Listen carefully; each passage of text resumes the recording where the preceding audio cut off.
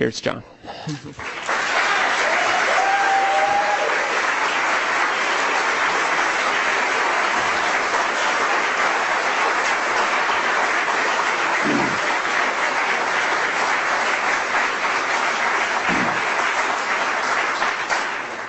Well, thank you, Anthony, for that generous description, and my apologies for being 12 years late.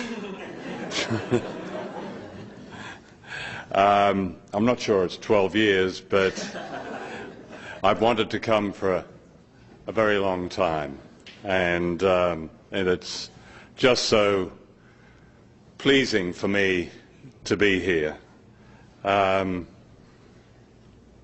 like to thank the people that Anthony mentioned, from my publisher right through to those who've helped who have sponsored my trip to the United States, but also especially to Anthony Arnove himself. Anthony has been a great friend, one of unstinting support for my work, and made that vital link between the sort of the travelling world that I exist in a lot of the time and just what is going on here in the United States. It was Anthony's support and help that really laid the ground for one of my films, Palestine is Still the Issue. The last film, I've made two called that over a period of 25 years.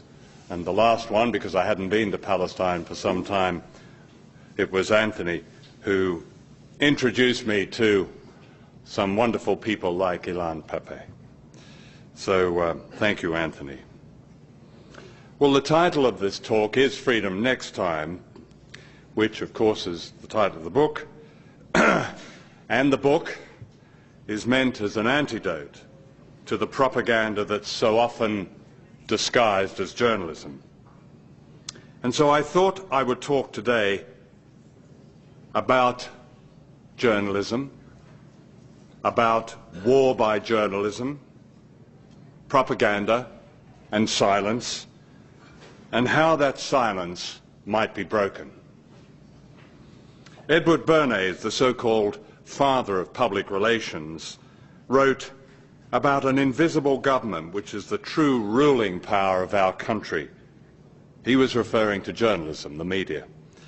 That was almost 80 years ago, not long after corporate journalism was invented. It's a history few journalists talk about or know about, and it began with the arrival of corporate advertising.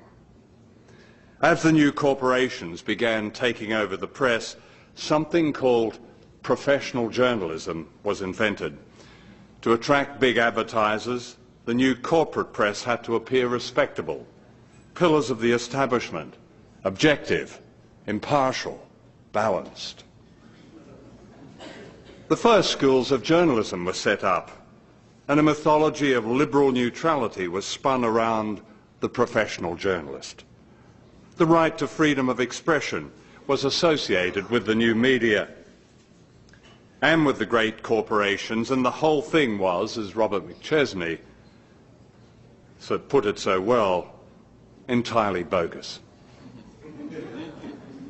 For what the public didn't know was that in order to be professional, journalists had to ensure that news and opinion were dominated by official sources, and that hasn't changed.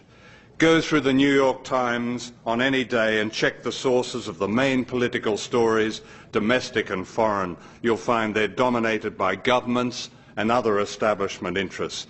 That's the essence of professional journalism. I'm not suggesting that independent journalism was or is excluded, but it's more likely to be an honourable exception. Think of the role Judith Miller played in the New York Times in the run-up to the invasion of Iraq. Yes, her work became a scandal, but only after it had played a powerful role in promoting an invasion based on lies. But Miller's parroting of official sources and vested interests was not all that different from the work of many famous Times reporters, such as the celebrated W.H. Lawrence, who helped cover up the true effects of the atomic bomb dropped on Hiroshima in August 1945. "No radioactivity in Hiroshima ruin" was the headline on his report, and it was false. Consider how the power of this invisible government has grown. In 1983, the principal global media was owned by 50 corporations, most of them American.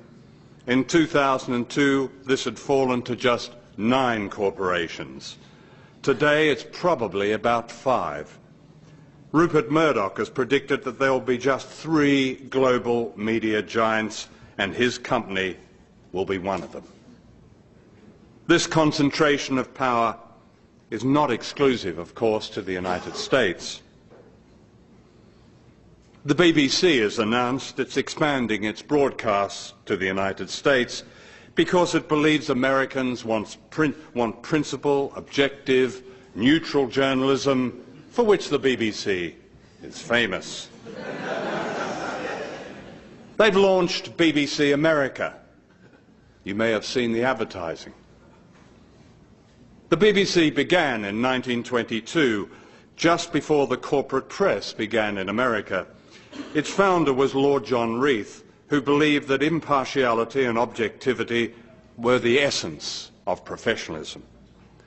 In the same year, the British establishment was under siege. The unions had called a general strike, and the Tories were terrified that a revolution was on the way. The new BBC came to their rescue. In high secrecy, Lord Reith wrote anti-union speeches for the Tory Prime Minister Stanley Baldwin and broadcast them to the nation, while refusing to allow the Labour leaders to put their side until the strike was over. So a pattern was set. Impartiality was a principle to be suspended whenever the establishment was under threat. And that principle has been upheld ever since. Take the invasion of Iraq. There are 2 studies of the BBC's reporting. One shows that the BBC gave just 2% of its coverage of Iraq to anti-war dissent. 2%. That's less than the anti-war coverage of ABC, NBC and CBS. A second study by the University of Wales shows that in the build-up to the invasion, 90% of the BBC's references to weapons of mass destruction suggested that Saddam Hussein actually possessed them, and that by clear implication, Bush and Blair were right. We now know that the BBC and other British media were used by the Secret Intelligence Service, MI6, in what they called Operation Mass Appeal. MI6 agents planted stories about Saddam's weapons of mass destruction, such as weapons hidden in his palaces and in secret underground bunkers. All these stories were fake. But that's not the point. The point is that the work of MI6 was unnecessary, because professional journalism on its own would have produced the same result. Listen to the BBC's man in Washington, Matt Fry, shortly after the invasion. "There is no doubt," he told viewers in the UK and all over the world, "that the desire to bring good, to bring American values to the rest of the world, and especially now in the Middle East, is now increasingly tied up with American military power." In 2005, the same reporter lauded the architect of the invasion, Paul Wolfowitz, as someone who believes passionately in the power of democracy and grassroots development. That was before the little incident at the World Bank. None of this is unusual. BBC News routinely describes the invasion as a miscalculation, not illegal, not unprovoked, not based on lies, but a miscalculation. The words mistake and blunder, a common BBC News currency, along with failure, which at least suggests that if the deliberate, calculated, unprovoked, illegal assault on defenceless Iraq had succeeded, that would have been just fine. Whenever I hear these words, I think of Edward Herman's marvellous essay about normalising the unthinkable. For that's what media cliched language does and is designed to do. It normalises the unthinkable of the degradation of war, of severed limbs, of maimed children, all of which I've seen. One of my favourite stories about the Cold War concerns a group of Russian journalists who were touring the United States. On the final day of their visit, they were asked by their hosts for their impressions. "I have to tell you," said the spokesman, "that we were astonished to find, after reading all the newspapers and watching TV day after day, that all the opinions on all the vital issues are the same. To get that result in our country, we send journalists to the Gulag. We even tear out their fingernails. Here you don't have to do any of that. What's the secret?" Oh. What is the secret? It's a question seldom asked in newsrooms, in media colleges, in journalism journals.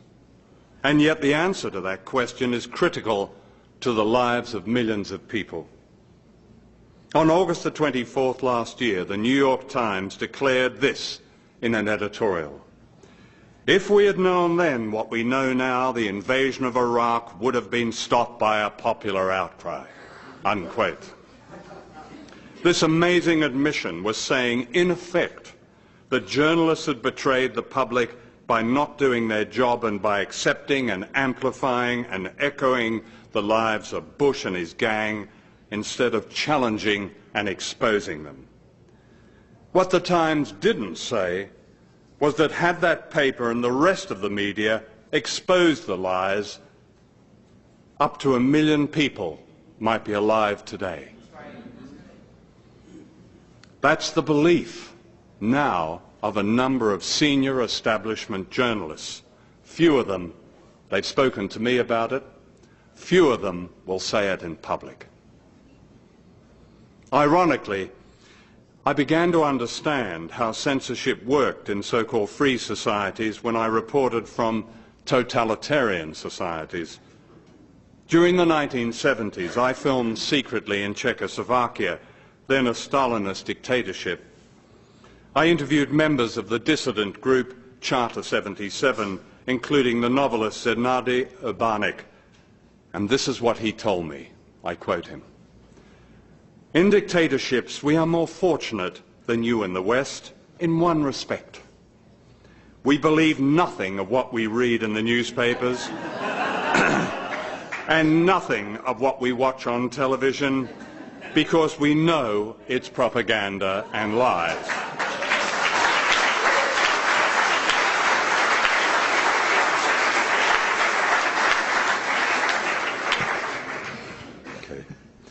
Unlike you in the West, we've learned to look behind the propaganda and to read between the lines. Unlike you, we know that the real truth is always subversive. Vandana Shiva has called this subjugated knowledge. The great Irish muckraker Claude Cockburn got it right when he wrote, "Never believe anything until it's officially denied." One of the oldest cliches of war is that truth is the first casualty. No, it's not. Journalism is the first casualty. When the Vietnam War was over, the magazine Encounter published an article by Robert Elegant, a distinguished correspondent who had covered the war. "For the first time in modern history," he wrote, "the outcome of a war was determined not on the battlefield, but on the printed page, and above all, on the television screen." He held journalists responsible for losing the war by opposing it in their reporting. Robert Elegant's view became the received wisdom in Washington, and it still is. In Iraq, the Pentagon invented the embedded journalist because it believed that critical reporting had lost Vietnam. The very opposite was true. On my first day as a young reporter in Saigon, I called at the bureaus of the main newspapers and TV companies. I noticed that some of them had a pinboard on the wall on which were gruesome photographs, mostly of bodies of Vietnamese and of American soldiers holding up severed ears and testicles. In one office was a photograph of a man being tortured. Above the torturer's head was a stick-on comic balloon with the words, "That'll teach you to talk to the press." None of these pictures were ever published or even put on the wire. I asked why. I was told that the public would never accept them. Anyway, to publish them would not be objective or impartial. At first I accepted the apparent logic of this. I too had grown up on stories of the good war against Germany and Japan, that ethical bath that cleansed the Anglo-American world of all evil. But the longer I stayed in Vietnam, the more I realized that our atrocities were not isolated, nor were they aberrations, that the war itself was an atrocity. That was the big story, and it was seldom news. Yes, the tactics and effectiveness of the military were questioned by some very fine reporters. But the word invasion was never used. The anodyne word used was involved. America was involved in Vietnam. The fiction of a well-intentioned, blundering giant stuck in an Asian quagmire was repeated incessantly. It was left to whistleblowers back home to tell the subversive truth, those like Daniel Ellsberg and Seymour Hersh with his scoop of the My Lai massacre. There were 649 reporters in Vietnam on March the 16th, 1968, the day that the My Lai massacre happened. Not one of them reported it. In both Vietnam and Iraq, deliberate policies and strategies have bordered on genocide. In Vietnam, the forced dispossession of millions of people and the creation of free fire zones. In Iraq, an American enforced embargo that ran through the 1990s like a medieval siege and killed, according to the United Nations Children's Fund, at least 500,000 children under the age of 5. In both Vietnam and Iraq, banned weapons were used against civilians as deliberate experiments. Agent Orange changed the genetic and environmental order in Vietnam. The military called this Operation Hades. When Congress found out, it was renamed the friendlier Operation Ranch Hand, and nothing changed. That's pretty much the way Congress has reacted to the war in Iraq. The Democrats have damned it, rebranded it, and extended it. The Hollywood movies that followed the Vietnam War were an extension of the journalism of normalizing the unthinkable. Yes, some of the movies were critical of the military's tactics, but all of them were careful to concentrate on the angst of the invaders. The first of these movies is now considered a classic. It's The Deer Hunter, whose message was that America had suffered, America was stricken, American boys had done their best against Oriental barbarians. The message was all the more pernicious because The Deer Hunter was brilliantly made and acted. I have to admit it's the only movie that has made me shout out loud in a cinema in protest.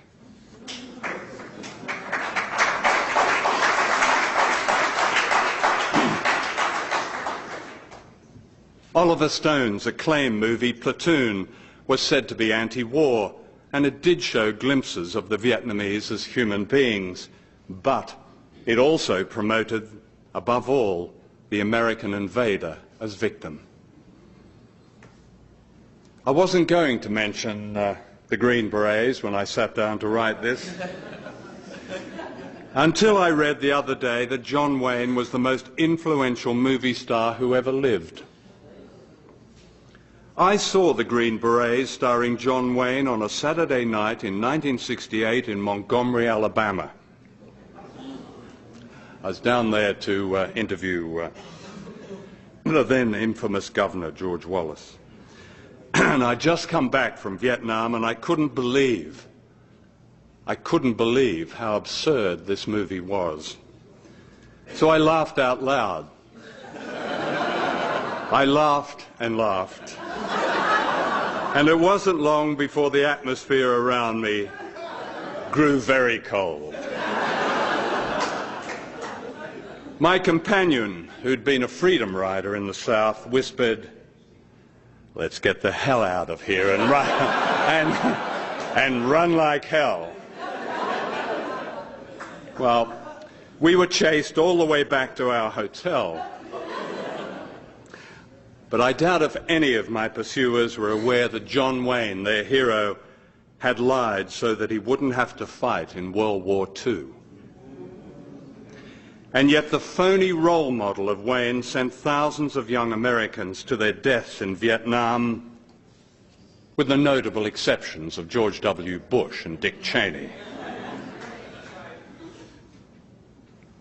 Last year, in his acceptance of the Nobel Prize for Literature, the playwright Harold Pinter made an epic speech. He asked why, and I quote him, "The systematic brutality, the widespread atrocities, the ruthless suppression of independent thought in Stalinist Russia were well known in the West, while American state crimes were merely superficially recorded, let alone documented." Unquote. And yet across the world, the extinction and suffering of countless human beings could be attributed to rampant American power. But, said Pinter, you wouldn't know it. It never happened. Nothing ever happened. Even while it was happening, it wasn't happening. It didn't matter. It was of no interest. Unquote. Pinter's words were more than the surreal. The BBC ignored the speech of Britain's greatest dramatist. I've made a number of documentaries about Cambodia. The first was Year Zero, The Silent Death of Cambodia. It describes the American bombing that provided a catalyst for the rise of Pol Pot. What Nixon and Kissinger had started, Pol Pot completed. CIA files alone leave no doubt of that. I offered Year Zero to PBS and took it to Washington. The PBS executives who saw it were shocked. They whispered among themselves. They asked me to wait outside. One of them finally emerged and said, "John, we admire your film, but we are disturbed that it says the United States prepared the way for Pol Pot." And I said, "Well, do you dispute the evidence?" I'd quoted a number of CIA documents and others. "Oh, no, he replied. But we've decided to call in a journalistic adjudicator." Now, the term a journalistic adjudicator might have been invented by George Orwell. In fact, they managed to find the only journalist, no, only one of 3 journalists who'd been invited to Cambodia by Pol Pot. And of course he turned his thumbs down on the film, and I never heard from PBS again. Year Zero was broadcast in some 60 countries and became one of the most watched documentaries in the world. It was never shown in the United States. Of the 5 films I made on Cambodia, one of them was shown by WNET, the PBS station in New York. I believe it was shown at about 1 in the morning. On the basis of this single showing, when most people are asleep, it was awarded an Emmy. What marvellous irony. It was worthy of a prize, but not an audience.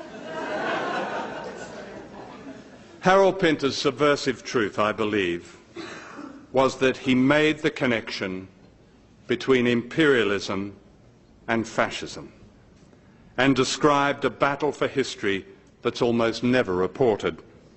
This is the great silence of the media age. And this is the secret heart of propaganda today. A propaganda so vast in scope that I'm always astonished that so many Americans know and understand as much as they do. We are talking about a system, of course, not personalities, and yet a great many decent people believe the problem is George W. Bush and his gang. And yes, the Bush gang are extreme, but my experience is that they're no more than an extreme version of what has gone before.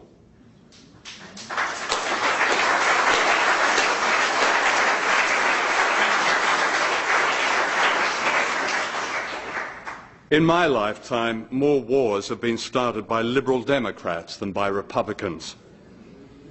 Ignoring this truth is a guarantee that the propaganda system and the war-making system will continue. We've had a branch of the Democratic Party running Britain for the last 10 years. Blair, apparently a Liberal, has taken Britain to war more times than any Prime Minister in the modern era. Yes, his current pal is George Bush, but his first love was Bill Clinton, the most violent president of the 20th century, the late 20th century. Blair's successor, Gordon Brown, is also a devotee of Clinton and Bush. The other day, Brown said, "The days of Britain having to apologise for the British Empire are over. We should celebrate." Like Blair, like Clinton, like Bush, Brown believes in the liberal truth that the battle for history has been won, that the millions who died in deliberately imposed famines in British Imperial India will be forgotten, like the millions who have died in the American Empire will be forgotten. And like Blair, his successor is confident that professional journalism is on his side. For most journalists, whether they realise it or not, are groomed to be tribunes of an ideology that regards itself as non-ideological, that presents itself as the natural centre, the very fulcrum of civilised modern life. This may well be the most powerful and most dangerous ideology we have ever known, because it's open-ended. This is liberalism. I'm not denying the virtues of liberalism. Far from it. We're all beneficiaries of them. But if we deny its dangers, its open-ended project, and the all-consuming power of its propaganda, then we deny our right to the true democracy, because liberalism and true democracy are not the same. Liberalism began as a cult of the elite in the 19th century, and true democracy is never handed down by elites. It is always fought for and struggled for.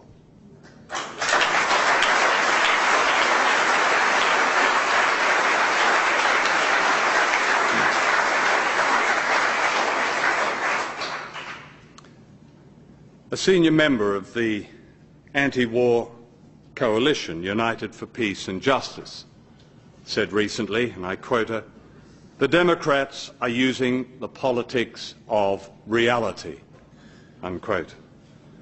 Her liberal historical reference point was Vietnam. She said that President Johnson began withdrawing troops from Vietnam after a Democratic Congress began to vote against the war. That's not what happened. The troops were withdrawn from Vietnam over 4 long years, and during that time the United States killed more people in Vietnam, Cambodia and Laos with bombs than were killed in all the preceding years. And that's what's happening in Iraq. The bombing has doubled since last year, and this is not being reported. And who began this bombing? Bill Clinton began it. During the 1990s, Clinton rained bombs on Iraq in what was euphemistically called the no-fly zones.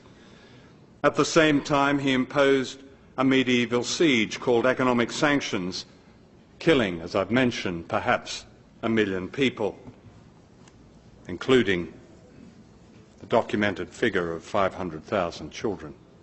Almost none of this carnage was reported in the so-called mainstream media. Last year, a study by the Johns Hopkins School of Public Health found that since the invasion of Iraq, 655,000 Iraqis had died as a direct result of the invasion.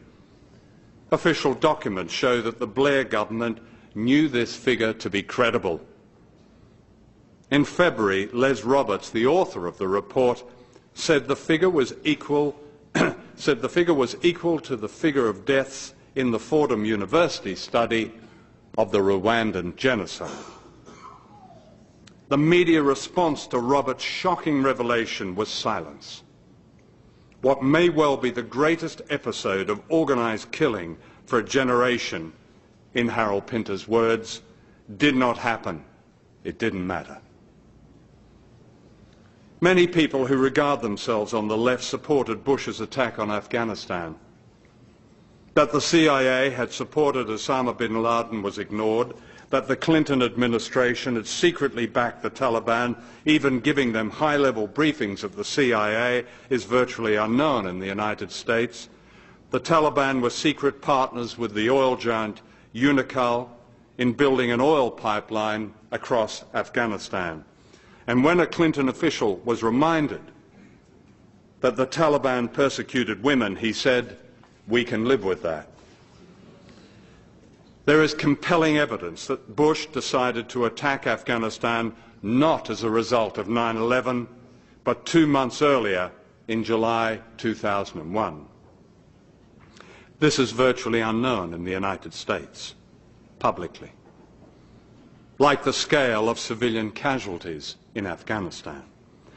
To my knowledge, only one mainstream reporter, Jonathan Steele of The Guardian in London, has investigated civilian casualties in Afghanistan. His estimate is 20,000 dead civilians, and that was 3 years ago.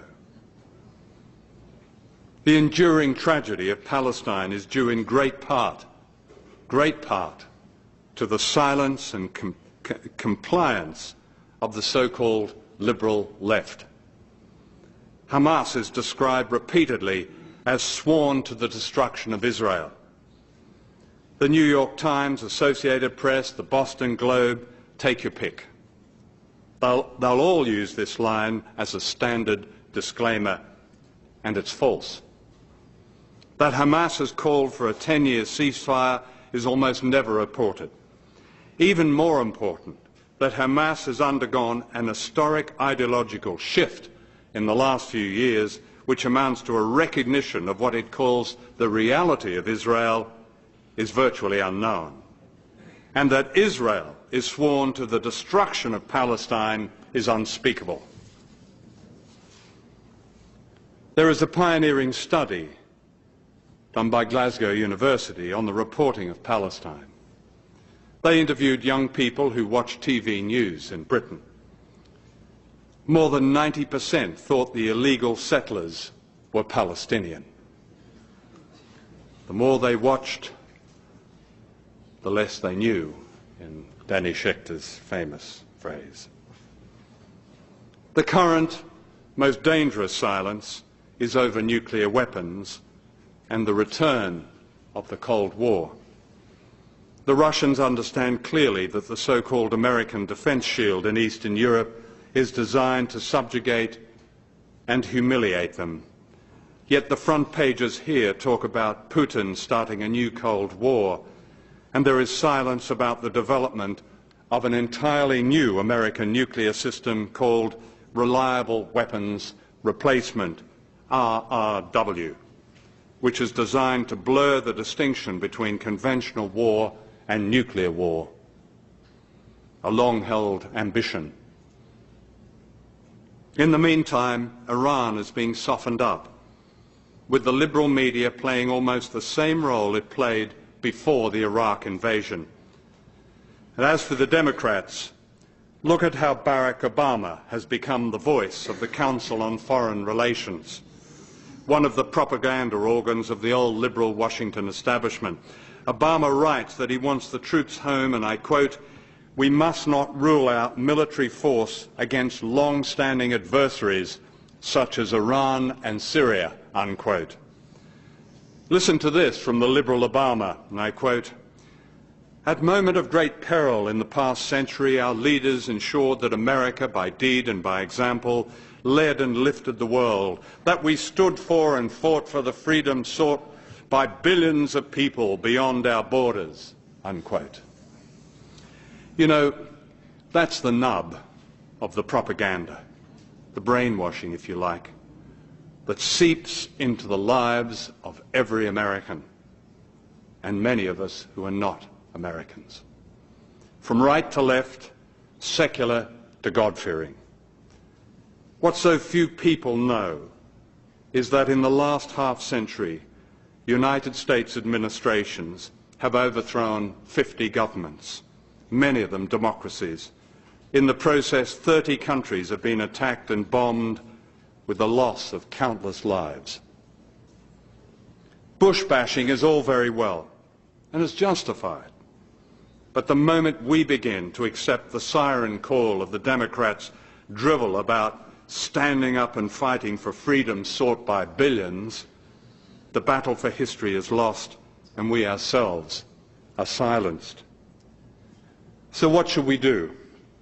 That question, often asked in meetings I've addressed, even meetings as informed as those in this conference, is itself interesting. It's my experience that people in the so-called third world rarely ask the question because they know what to do. And some have paid with their freedom and their lives, but they knew what to do. It's a question that many on the democratic left, small d, have yet to answer. Real information, subversive information, remains the most potent power of all, and I believe we must not fall into the trap of believing that the media speaks for the public. That wasn't true in Stalinist Czechoslovakia, and it isn't true in Bush's United States.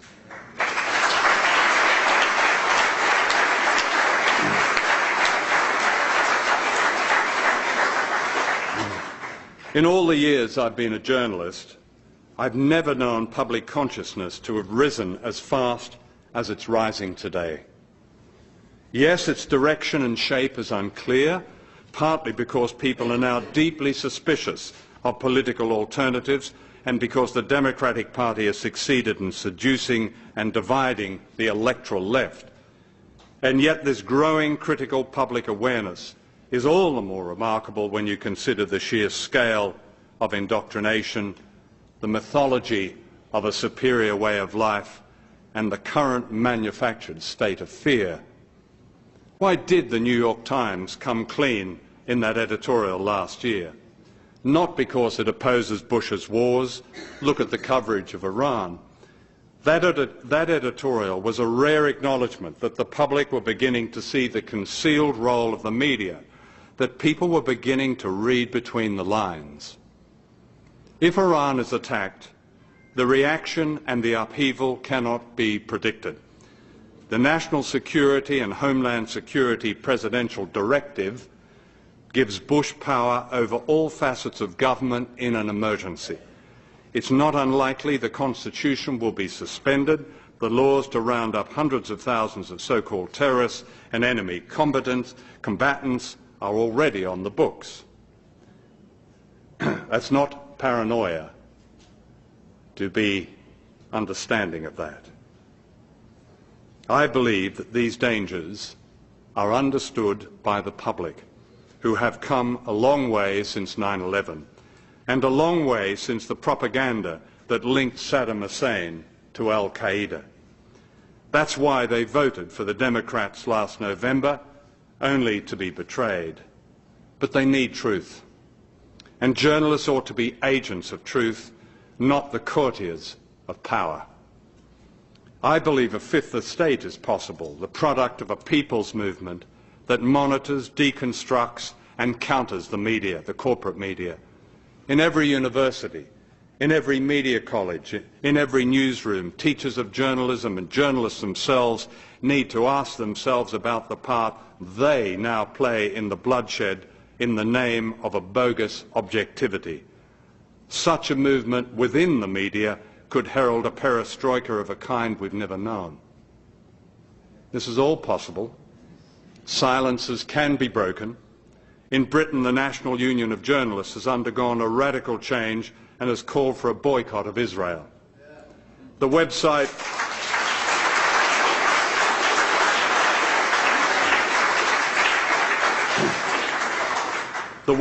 medialens.org has single-handedly called the BBC to account. In the United States, wonderfully free, rebellious spirits populate the web. I can't mention them all here, but from Tom Feely's International Clearinghouse to Mike Albert's ZNet to Counterpunch Online and the splendid work of FAIR. The best reporting of Iraq appears on the web. Dar Jamal's courageous journalism